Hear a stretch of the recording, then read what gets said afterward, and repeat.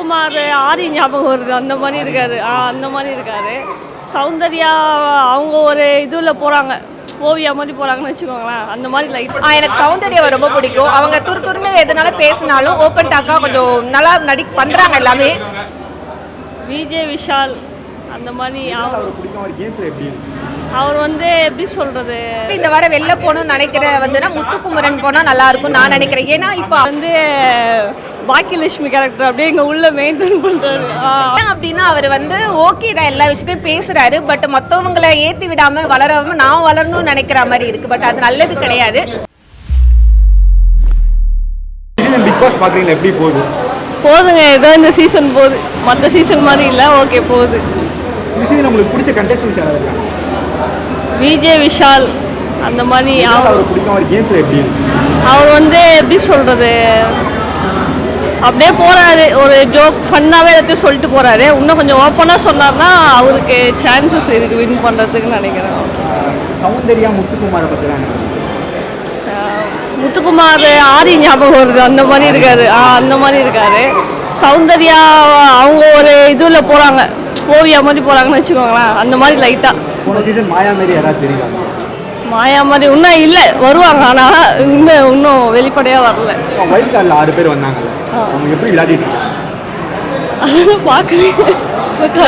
வந்ததுலாம் இந்த கண்டெஸ்டன்ஸ் பேர் தெரியுமா? இந்த வைஷ்ணவி, மஞ்சரி, ஆள் தெரியுறாங்க, இன்னும் ஹைலைட் ஆகிற அளவுக்கு எதுவும் பண்ணலை. அப்படி வச்சுக்கோங்களேன். அந்த மாதிரி அவங்க வந்தது எப்படியோ கொஞ்சம் கூட்டமாக இருக்கு, இன்னும் எதுவும் பண்ண ஆரம்பிக்கலன்ற மாதிரி தான் இருக்குது. வரவங்க அவங்கள இருக்கிறவங்கள குறை சொல்லிட்டு அப்படியே சுற்றிட்டு இருக்க மாதிரி தான் இருக்குது. ரஞ்சித்தை பற்றி என்ன நினைக்கிறேன்? ரஞ்சித் இருக்காரு. அவர் வந்து பாக்கியலட்சுமி கேரக்டர் அப்படியே இங்கே உள்ள மெயின்டைன் பண்ணுறாரு. அப்படிதான் இருக்கிறாருன்னு நினைக்கிறேன். இல்லை உண்மையாகவே அவர் அப்படி தானன்றது தெரியல, இதுக்கு போக போக தெரியும். கோவப்படுத்துறாங்க, கோவப்பட மாட்டுறாரு இல்லையா, அதுக்கு சொல்கிறேன். தீபக் வந்துட்டு அவருக்கு எல்லாம் தெரியுன்ற மாதிரி கொஞ்சம் பண்ணிட்டு இருக்காரு. அந்த ஆங்கில வார்த்தைகள் ஆகட்டும் தெரியலன்னா சொல்லி தரலாம், அதை விட்டுட்டு அவங்கள வந்து மொக்க பண்ணுறது அதெல்லாம் ஒரு மாதிரி தான் இருக்குது.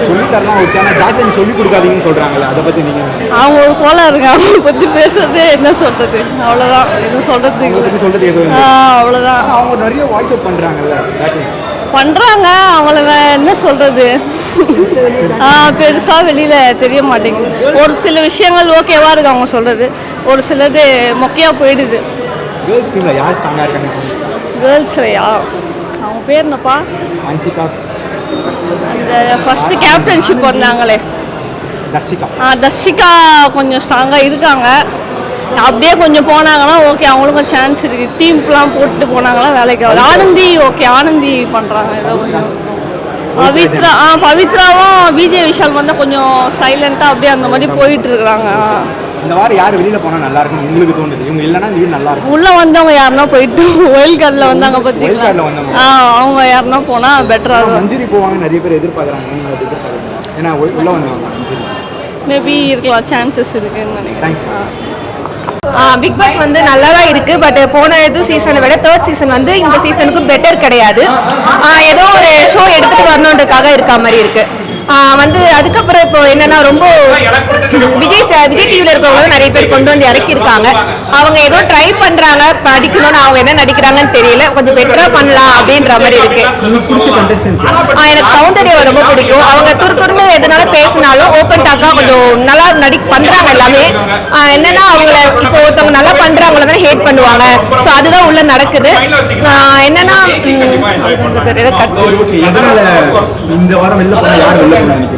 எனக்கு வந்துட்டு இந்த வாரம் வெளில போகணும்னு நினைக்கிற வந்துன்னா முத்துக்குமரன் போனா நல்லா இருக்கும் நான் நினைக்கிறேன். ஏன்னா இப்போ அவர் நல்லா வரலனாலும் மற்றவங்க நல்லா வரணுன்றதுக்காக நினைக்கலாம்.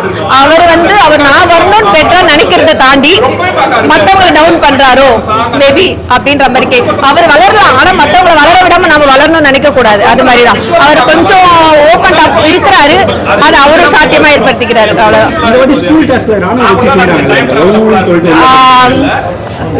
நான் பார்த்தேன் சீசன்.